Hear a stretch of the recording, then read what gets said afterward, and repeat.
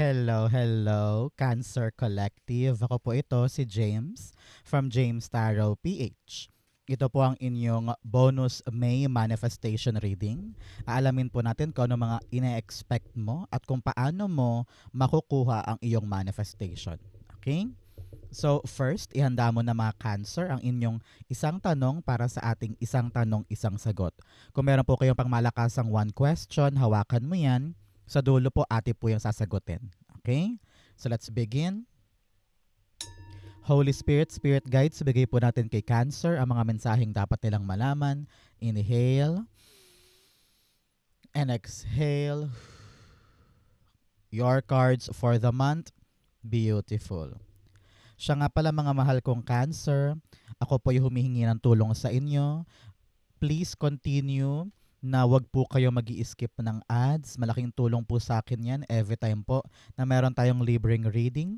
Continue rin po na liking, commenting, and sharing our videos. Welcome rin po sa ating mga new subscribers. Thank you po sa lahat ng donations and tulong ninyo. Salamat po.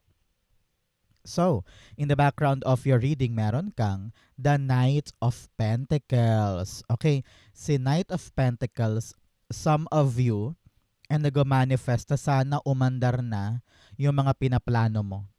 Some of you ay naghihintay ng go signal para maitawid or mailusot na kung ano to mga bagay na hinihintay mo. Meron din sa inyo nag-manifest na sana yung dokumentong pine-prepare ko ay talaga namang maaprubahan na. Meron sa inyo may kinokompleto eh. And you're thinking, sana magawa ko, sana mabuo ko, sana matapos ko para makalarga na ito. Many of you are really manifesting to go forward. Pero ngayon, pinaghahandaan mo yung isang bagay. Sabi mo, God, kapag ito, umoki yung plano, idediretso ko ito. And you're manifesting for a great plan working in your favor. Congratulations, okay?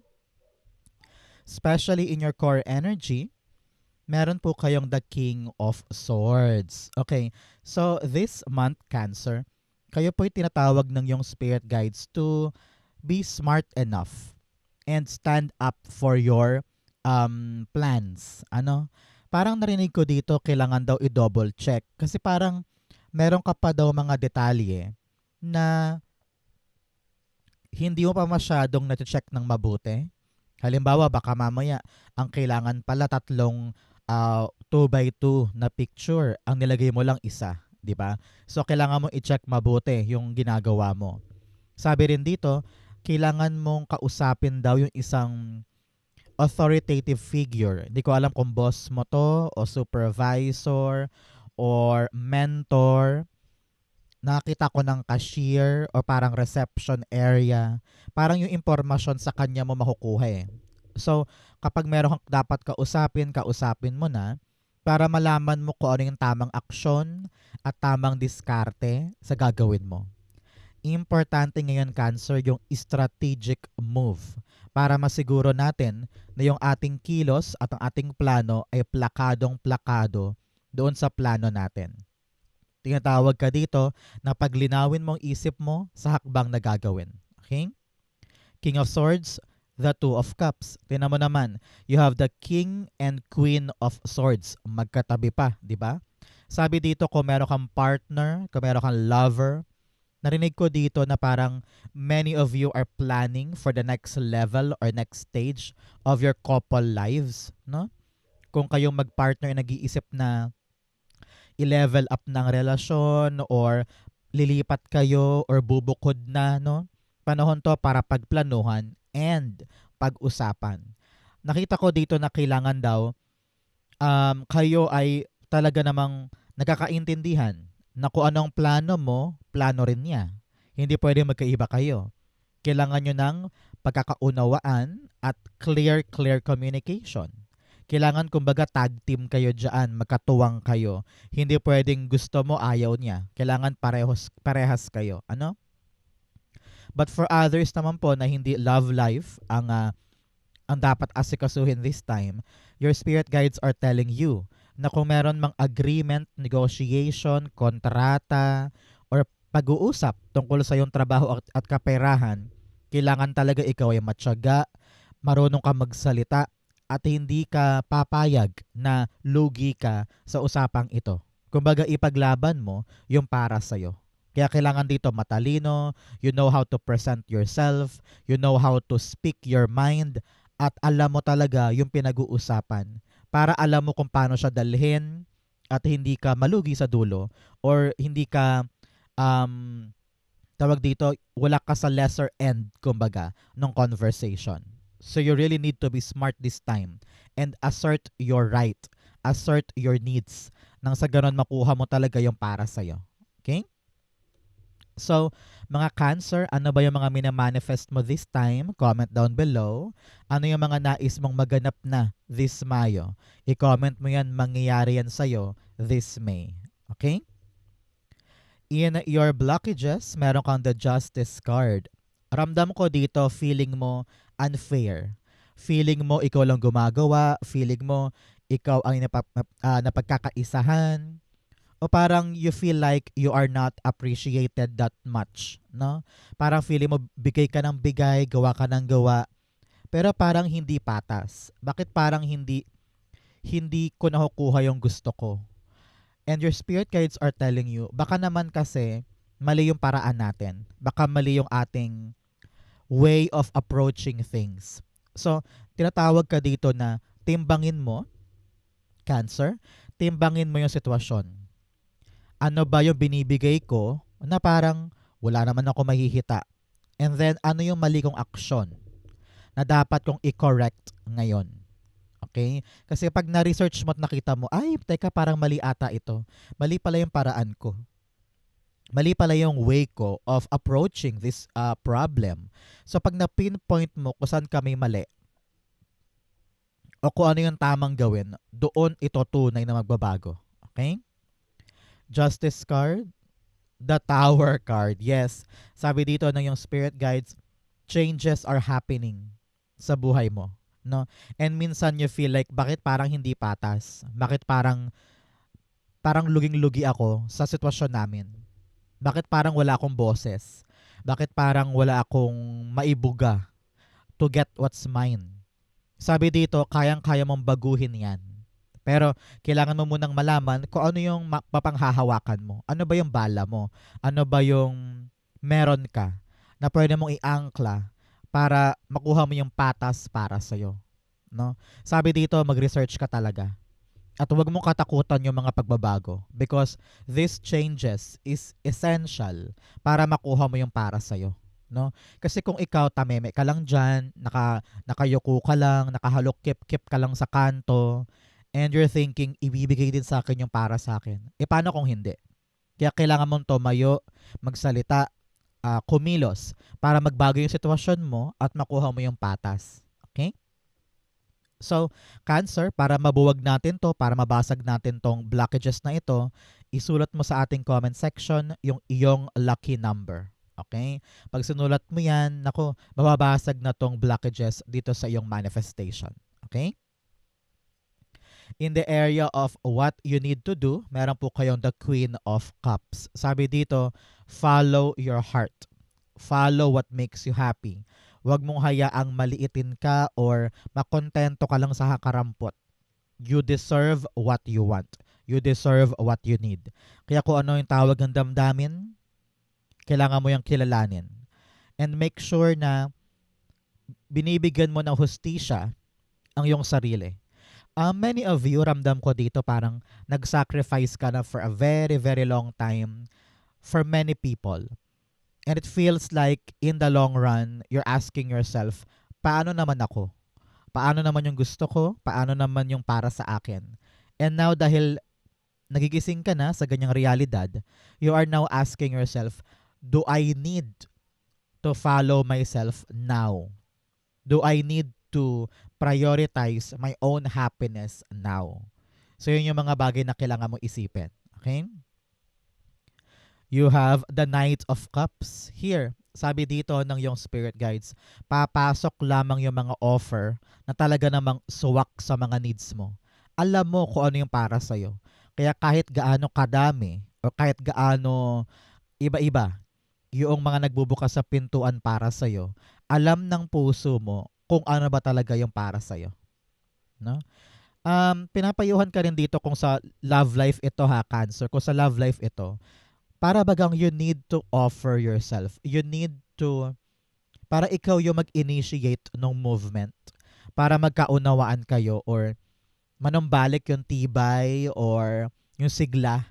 O kaya kung ikaw ay may balak ligawan ngayon or may balak kang prospect na bagong ide-date, no? Sabi dito, present yourself nicely, kindly. Show your interest. Kung talagang tinitibok na yan ang puso mo, ipakita mo na interesado ka, parang ganyan. But for those naman na hindi love life, sabi dito, you need to realize and open yourself to the possibility or opportunity na nakapresent sa'yo na alam mong para sa'yo. Okay? Importante yan. In the area of what you need to focus on, meron po kayong the Queen of Swords. Alam mo, sabi dito, dapat future-oriented ka na. Okay? Dapat malinaw na sa'yo kung saan mabalak dalhin ang life mo for the next 5 years. O kaya yung negosyo na yan, ano ba yung plano mo sa negosyo na yan for the next 2 years? Dapat meron kang plan. Dapat meron kang game plan sa mga bagay-bagay. Hindi pwedeng temporary lang. Hindi pwedeng wala kang kasiguraduhan or wala ka man lang hint sa kung saan ito patutungo, di ba? Sabi rin dito kung ano man yung mga pumipigil sa'yo from the past, you need to cut them off sa buhay mo. Okay? Kung toxic friend o kaya past na pangarap na alam mong wala ka nang dapat asahan pero asang-asa ka pa din, panahon na para ipalayain mo ang sarili mo at maging bukas ka sa mga bagong bagay. You need to face the truth. Hindi ko alam kung anong katotohanan yung dapat mong harapin, pero nararamdaman ko dito na gets mo. Gets mo to. Alam mo kung ano yung katotohanan sa buhay mo na dapat mong totally tanggapin. Meron ka ng hint eh. Meron ka ng alam, pero ini-ignore mo lang. Pero pag hinarap mo talaga at niyakap mo, mas maluwag sa puso pagtagal. At dediretso ka na sa mas maayos at diretsong future para sa'yo. Okay? Queen of Swords, the Queen of Cups. Meron kang dalawang Queen of Cups here. Talagang tinatawag ka na sundin mo ang puso mo na magpapanatag sa'yo. Okay? Sabi dito, aanhin mo naman yung mga magandang bagay or shining beautiful things. Pero kung hindi ka naman masaya, sayang lang, 'di ba? Kaya kahit against or taliwas sa gusto ng iba, pero kung ito ang tawag ng puso mo at diyan ka payapa, sundin mo. Habulin mo, panindigan mo. Panahon na para tumayo ka at magsalita. Sabi mo, enough is enough. Ayoko na niyan. Ito yung gusto ko. Ito yung papanindigan ko. Push. Okay? Because you owe to yourself the happiness that you want. No? Ang happiness mo ay hindi manggagaling sa ibang tao. Kaya hindi dapat sila ang mag-decide ng ikakaligaya ng puso mo. Okay? In the area of what's coming in, meron po kayong breaking trail. A breakthrough is at hand. Wow, congratulations! Meron daw po kayo malalagpasan na isang mahirap na sitwasyon na akala mo hindi ka na makakalagpas, pero boom! Isa po itong malaking konfirmasyon para sa inyo, Cancer, na malalagpasan mo ang problema mo this time. Congratulations! In what's coming in, meron kang Temperance card. Si Temperance card, sabi dito, divine timing is coming into your life. Ramdam ko dito na oras mo na para makuha or ma-harvest yung magandang outcome sa tinatrabaho mo. Meron ka bang nilalakad ngayon na medyo mahirap? Meron ka bang inaasikaso ngayon na parang pagod na pagod ka na, you gave your all, pero kada araw sabi mo, hindi, gagawin ko pa to, itutuloy ko pa to, hindi ko to susukuan. Your spirit guides and Archangel Michael is here, giving you that what you have worked hard for will come into fruition this time. No? Pinapayuhan ka to be patient, pinapayuhan ka na huwag magmamadali kasi darating daw talaga siya para sa'yo. Okay? Ang sabi rin dito, Kailangan mong panatilihin na harmonious or tahimik and peaceful ang life mo. Huwag mo nang pasukan pa ito ng mga pabigat or kaguluhan sa paligid, no? Kung may mga away sa kamag-anak o sa kapitbahay, hiyaan mo sila. Focus lang tayo sa ating gagawin nang sa ganon matumbok mo talaga yung outcome nito. Okay? Temperance card, the Five of Pentacles. Si Five of Pentacles here, sabi dito, kahit nag-iisa ka, kahit parang feeling mo abandoned ka at walang tumutulong sa'yo, sabi dito, you need to continue creating. You need to continue working for something kahit na mahirap, kahit na struggling, kahit na parang you feel like ako lang ba mag-isa para dito? Wala bang ibang tutulong? Wala bang nakakarinig sa akin? Wala bang nakakaunawa sa akin? Pero Archangel Michael is seeing your hard work, seeing your frustrations at pagsisipag, di ba? So, ipagkakaloob niya sa'yo yung mga bagay na gusto mo dahil pinaghirapan mo. So, congratulations, okay? In your divine messages, meron kang, it's time to take action. Panahon na daw para kumilos, especially here with the King of Swords. Panahon na para magsalita, gumalaw, kumilos, at solusyonan yung isang bagay sa buhay mo. Matagal kang nag-isip, matagal kang nagplano, matagal kang naghanda. Ito na yung panahon para i-test yung mga pinaghandaan na yan at itulay sa yung reality. Okay? In your divine messages, meron kang the Chariot card. Si Chariot card, sabi dito, lalarga ka. Ikaw to, Cancer. You are the Chariot card.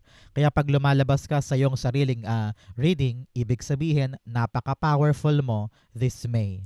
Okay? Meron kang sisimulan, meron kang pagbiyahe, meron kang gagawing bago at iiwanan mo na yung mga nangyari in the past. Ramdam ko dito na handang-handa ka na sa next chapter ng life mo. So this movement ay nasa kamay mo.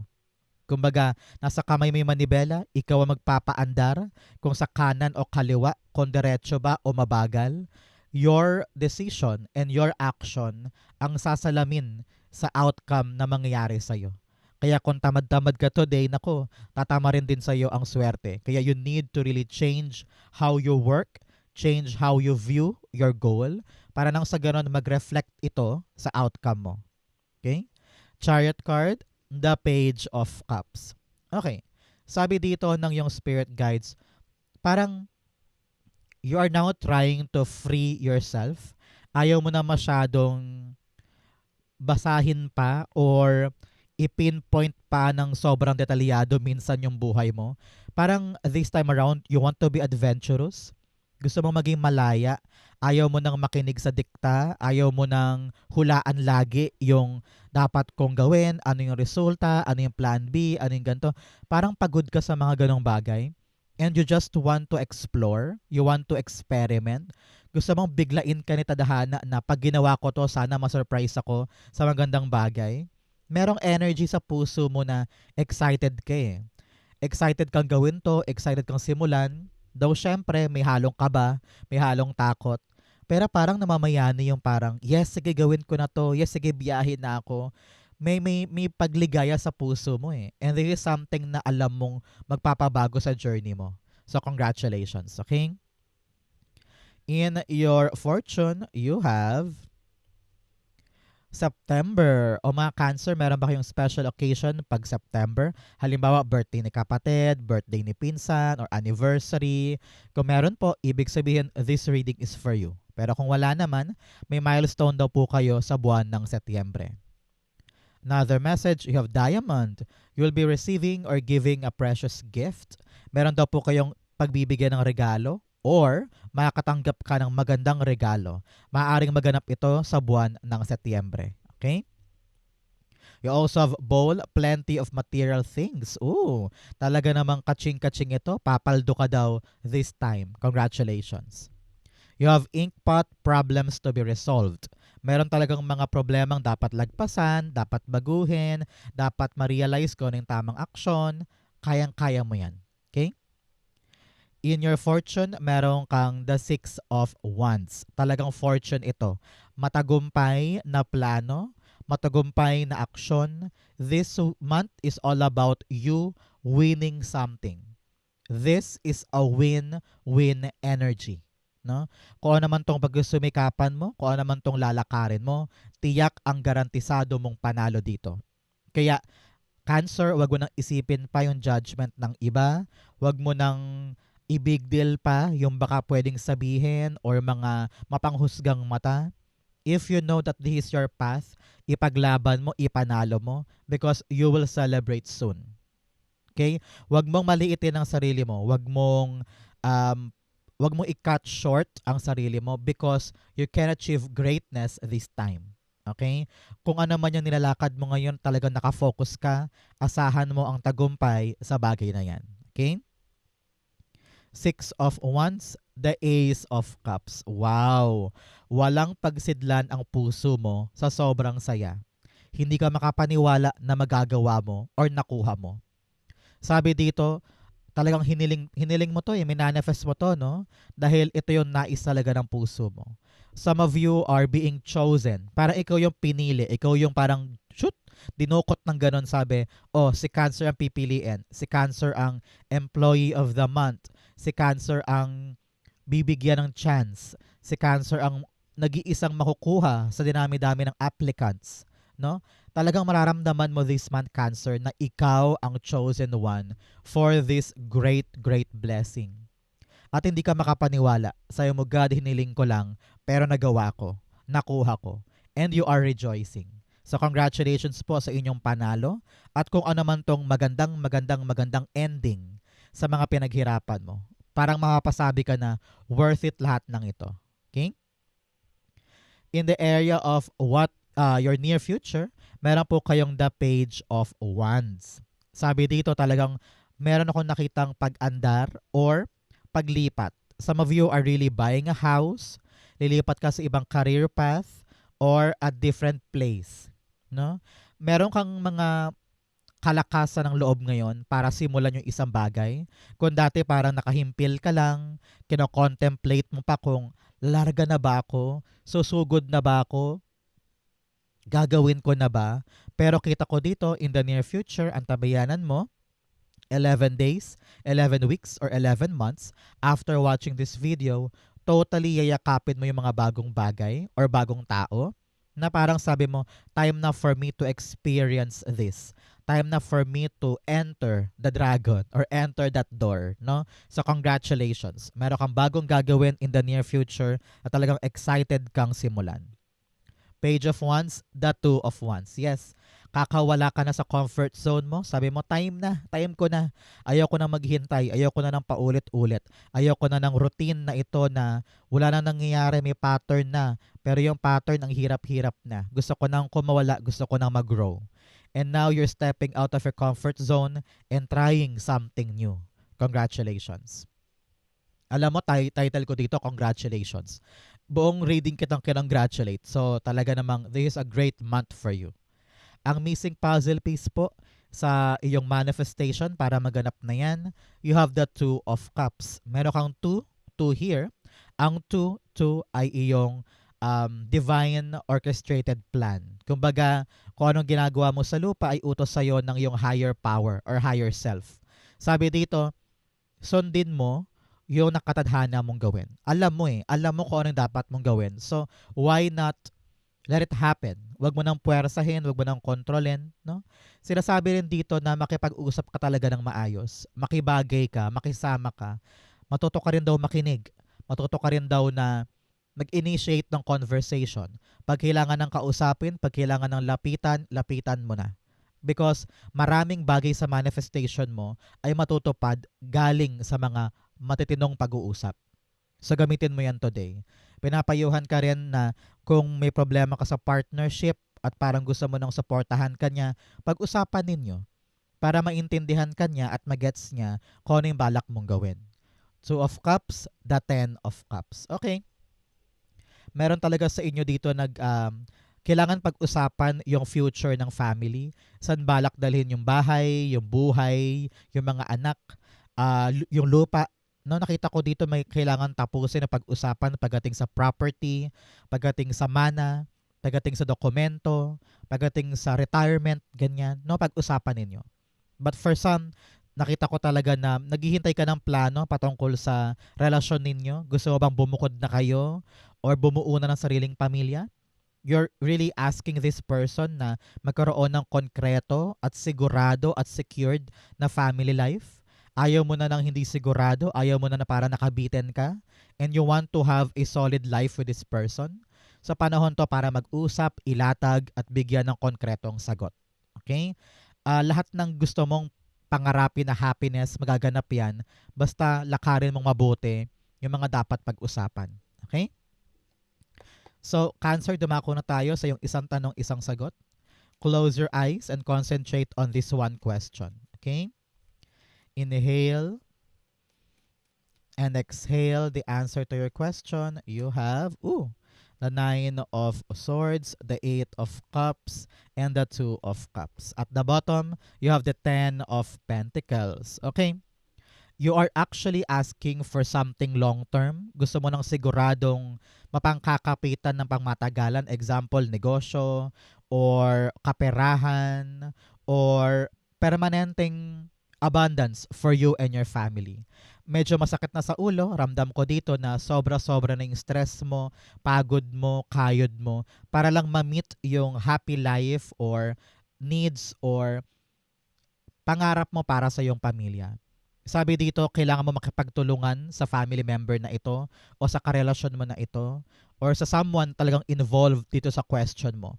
Magtulungan kayo, no? Kasi kung ikaw ay talagang ready to commit, you will leave something behind na alam mong masakit na. Alam mong parang, teka, hindi na pala okay dito. Kausapin ko muna yung family ko, kausapin ko muna yung partner ko para maintindihan niya kung bakit ko to gagawin, kung bakit ko to sisimulan, or kung bakit ko to drastically i-move this time. Because sobra na yung pain eh.